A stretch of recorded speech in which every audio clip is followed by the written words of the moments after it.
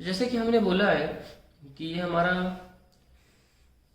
Alternating current है। After all current होता क्या है? जैसे हमने पढ़ा छोटी क्लासेस में, current is Q by T.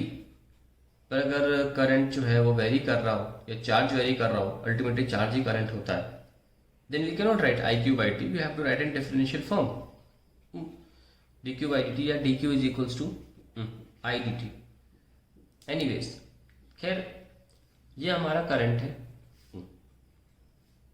हमने देखा कि करंट की वैल्यू होती है I times multiply by D T, और हमें जो एवरेज करंट निकालने को बोला है वो इस बिना पर बोला गया कि कितना चार्ज फ्लो करता है, कितना चार्ज एक ऑल्टरनेटिंग करंट के द्वारा फ्लो कराया जा सकता है। अगर हम नोटिस करें कि आई डी टी का मतलब क्या हुआ, अगर हम इसको किसी तरह इंटीग्रेट कर लेते हैं तो इंटू टी होता है।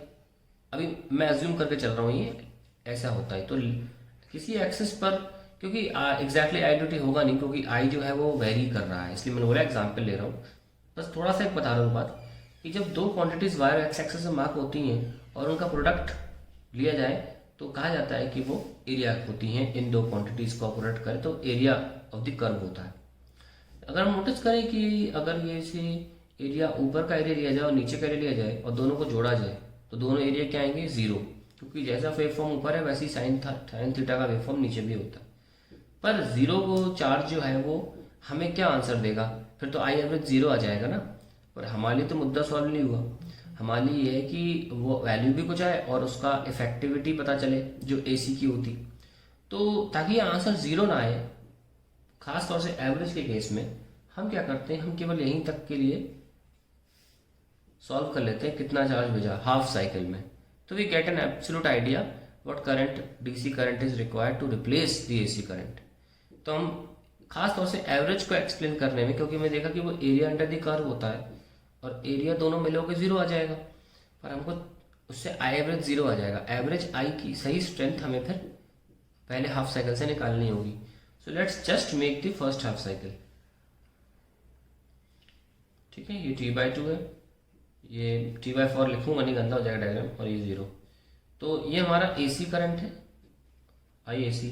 एंड अगर हमें चार्ज निकालना है, पूरा एरिया निकालना है जो कि चार्ज शो करेगा, द अमाउंट ऑफ चार्ज, तो we how can we do it?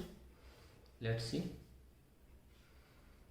Sorry, तो एक छोटा सा पोर्शन ले लेते हैं, क्योंकि हर वक्त जो करंट है बदल रहा है, पर हम इतना छोटा पोर्शन लेंगे कि इस छोटे पोर्शन में करंट की इंक्रीमेंट ना के बराबर है।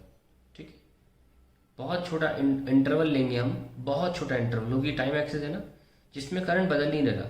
तो इतने से पोर्शन में, इस स्ट्रिप में हम let's see the charge sent by AC.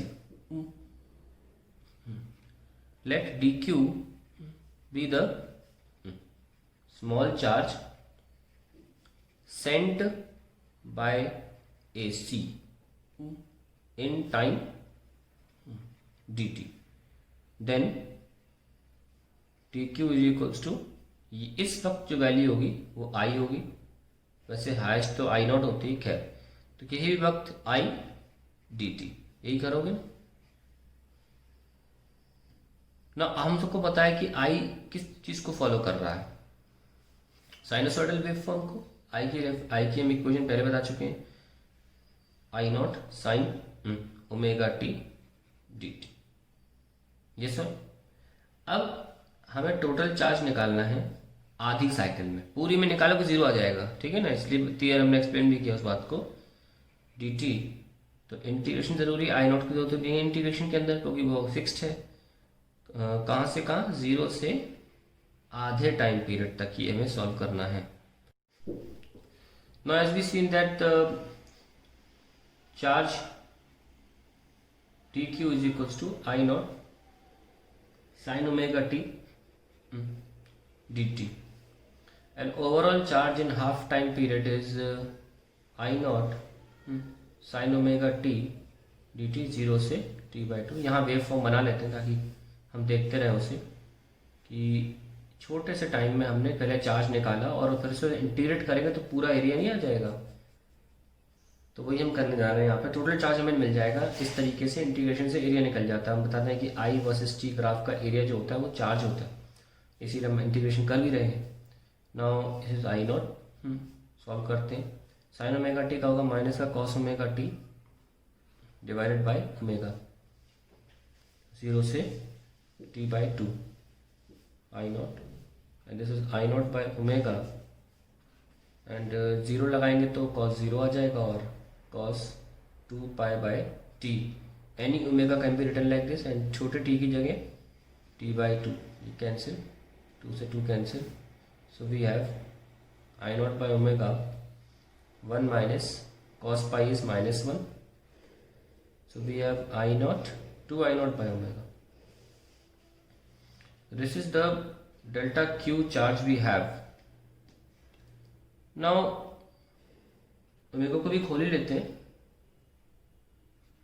2 I naught upon 2 pi by t, ये cancel, so we'll have I naught t upon pi. So that is the charge collected by the AC. Now according to definition,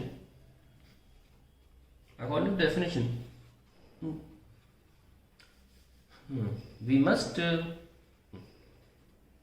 replace this AC by that DC which also sends same charge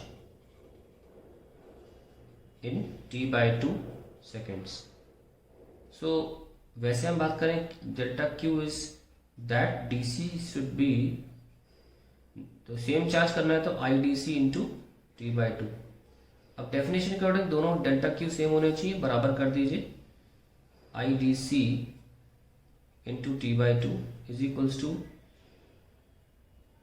I naught, इसको भी आप I naught T upon pi कर दिया बराबर, ये आ गया। तो that DC current is actually 2 I naught upon pi.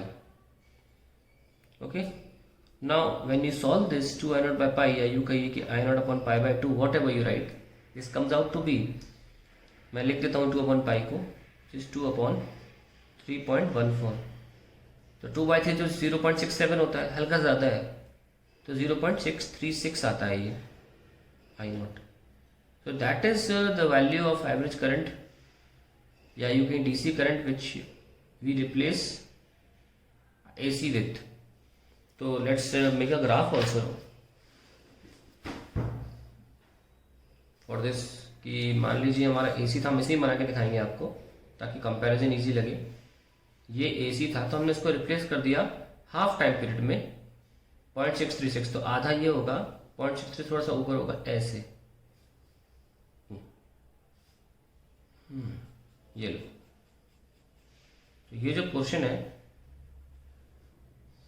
0.636 I not के बराबर है, और ये बिल्कुल फ्लैट रहेगा। अब इसे स्टडी करना इजी,